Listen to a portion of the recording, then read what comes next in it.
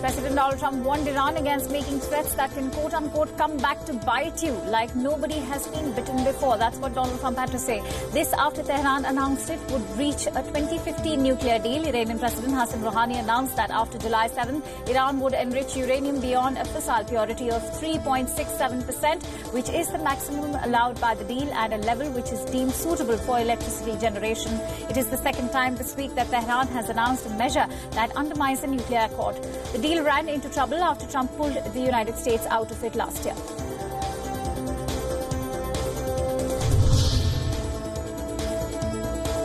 France has said that Iran will not gain anything by violating the nuclear deal. France's foreign ministry has said that putting the Vienna deal into question will only increase the already heightened tensions in the region. Not just France, many of its European partners have strongly condemned the violation and asked Iran to reverse the excess enrichment without delay. The European powers are seeking to pull Washington and Tehran back from direct confrontation and to avoid escalating the diplomatic standoff to the United Nations.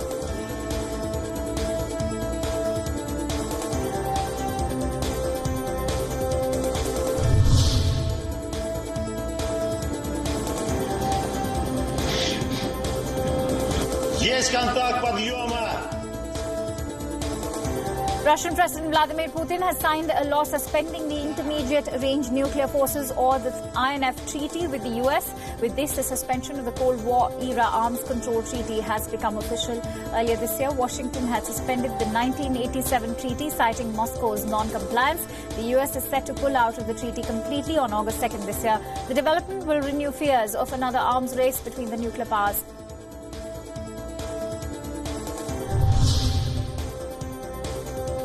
US President Donald Trump has accused China and Europe of deliberately weakening the currencies to gain competitive advantage over the US. Trump's tweet comes as the Commerce Department reported that the US trade deficits urged to a 5-month high. And that happened in the month of May. However, the US Treasury has reported that China was not manipulating its currency. Trump also implied that the Federal Reserve should likewise ease monetary policy, something he has called for in the past.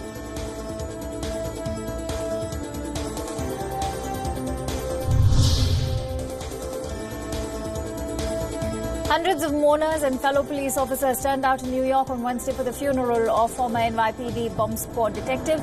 Among the gathered was also 9/11 first responder activist Jon Stewart. Luis Alvarez, a retired 53-year-old bomb squad detective, died on June 29th after a long battle with cancer.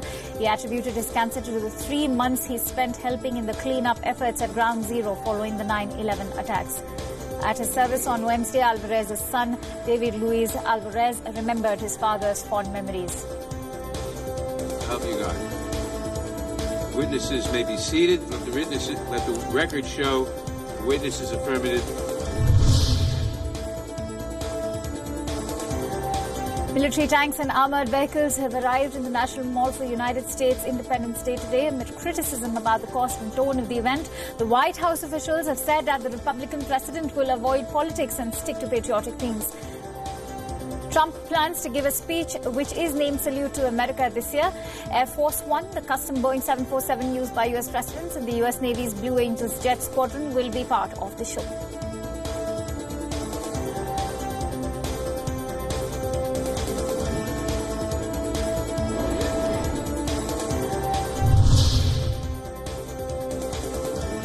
The District of Columbia has said that it expected the government to pay for any damage to roads caused by tanks and other heavy vehicles brought to the city for the 4th of July event. Representatives of the District of Columbia, Eleanor Holmes-Norton, has said that the cost of security during the event will add to President Donald Trump's debt to the city. On Wednesday, Trump pushed back complaints of the extravagant spending, saying that it will be very little compared to what it was worth. Trump has been marshalling tanks, bombers and other machinery of war for this year's Independence Day celebrations.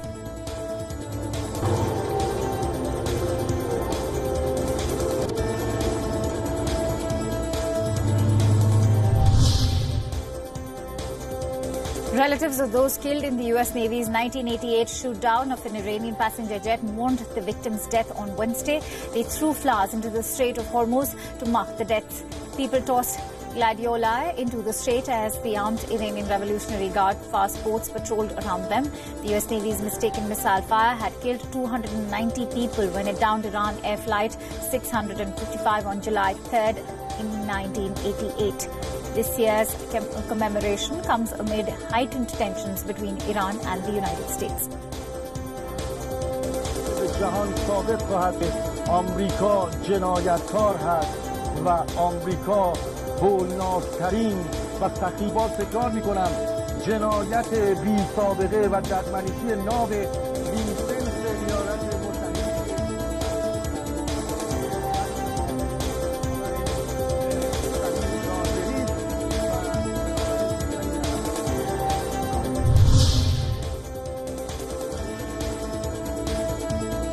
Boeing has promised to give $100 million to organizations to help families affected by the deadly crashes of Boeing 737 MAX planes. One of the planes crashed in Indonesia and the other crashed in Ethiopia, killing at least 346 people. A Boeing spokesperson has said that the funds will support education, hardship and living expenses of the impacted families. Boeing will partner with local government and non-profit organizations to address these needs.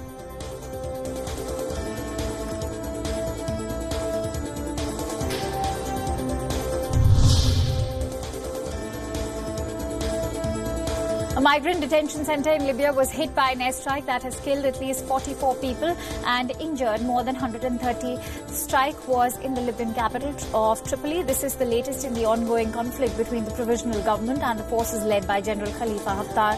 The casualties in the detention center are mostly African migrants. The European Union has called for a United Nations probe into the strike on Libya's migrants, although the world body has in the past condemned these detention centers for human rights violations.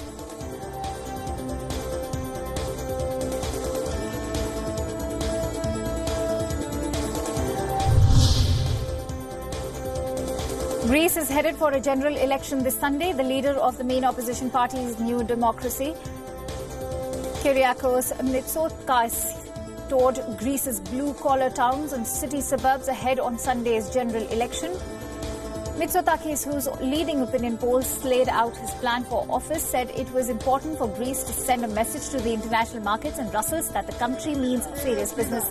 He also criticized the current Greek Prime Minister Alexis Tsipras' excessive taxation approach.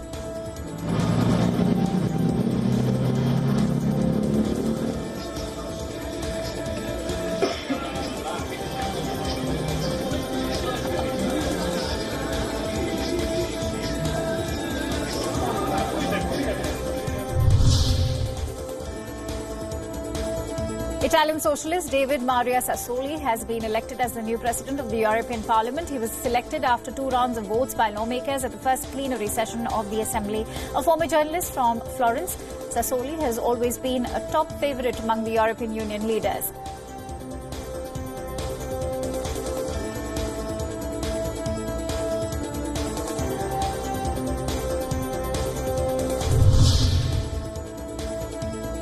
UK's Prime Ministerial hopeful Boris Johnson said he stood by Hong Kong protesters every inch of the way. Johnson urged Beijing not to cast aside the one country, two systems approach to the former British colony. He said protesters in Hong Kong were within their rights to be very sceptical, very anxious about a proposed new law that would allow Hong Kong residents to be extradited to the Chinese mainland. Johnson's comments came as China's foreign ministry said Britain had no right to weigh into what happens in Hong Kong.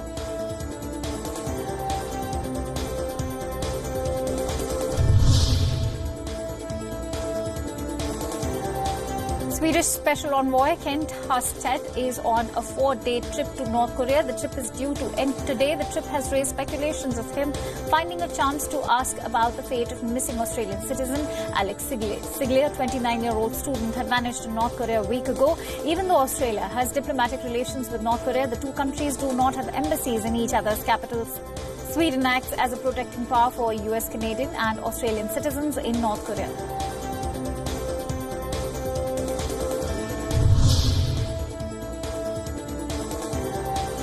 Student protests in Santiago, Chile turned violent after riot police used water cannons and tear gas at protesters. Some protesters calling for greater education funding were seen throwing petrol bombs at police. A number of arrests were made and protesters accused police of using heavy-handed tactics against them. The latest round of protests come after teachers agreed to extend strike action after they rejected measures from the government to end the deadlock on education funding.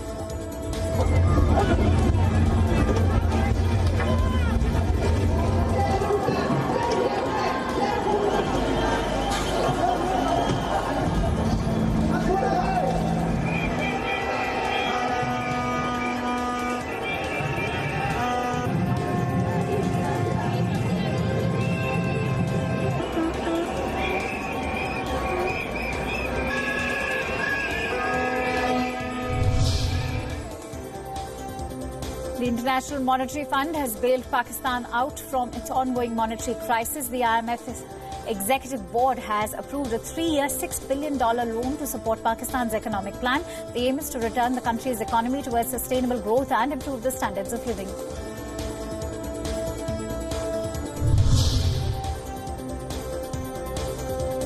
A Bangladesh court today sentenced 9 members of the main opposition party to death and handed life terms to another 25 for attempting to kill Prime Minister Sheikh Hasina 25 years ago. 13 people were also jailed for 10 years for attacking a train in which Hasina travelled in 1994. Hasina was an opposition leader then, and her arch-rival Khalida Zia was the serving Prime Minister.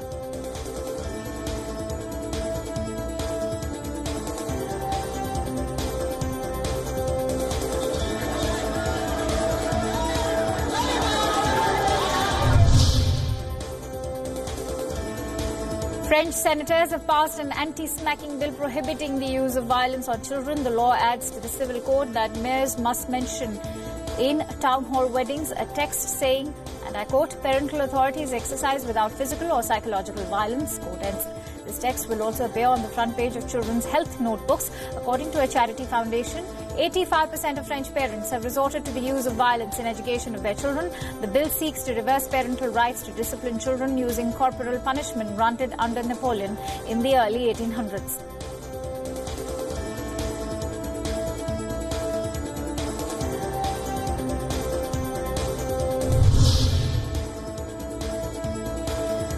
Sportswear giant Nike has been hit by backlash over its controversial 4th of July trainers. The special edition 4th of July trainer featured an old US flag that some people say had racist overtones. Following complaints that it represented an era of slavery, the sportswear giant withdrew the trainer featuring the Revolutionary War era Betsy Ross flag. Nike created the Air Max 1 USA in celebration of July 4th. It was scheduled to go out this week.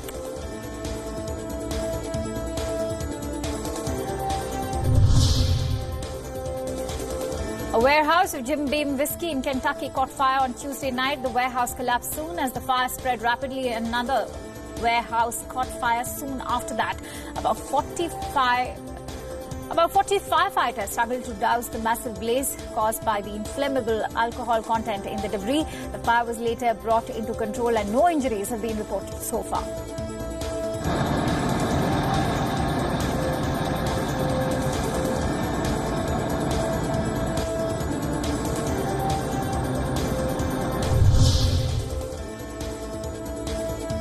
A volcano on the Italian island of Stromboli erupted on Wednesday, releasing hot magma in a powerful explosion and enveloping the popular tourist destination in ash. Local officials confirmed the death of 1 person. Another has been injured. The unexpected eruption started fires on the western side of the small Mediterranean island, which lies north of Sicily, off the toe of Italy. Fire crews were being called in from nearby locations and a rescue plane was already in action.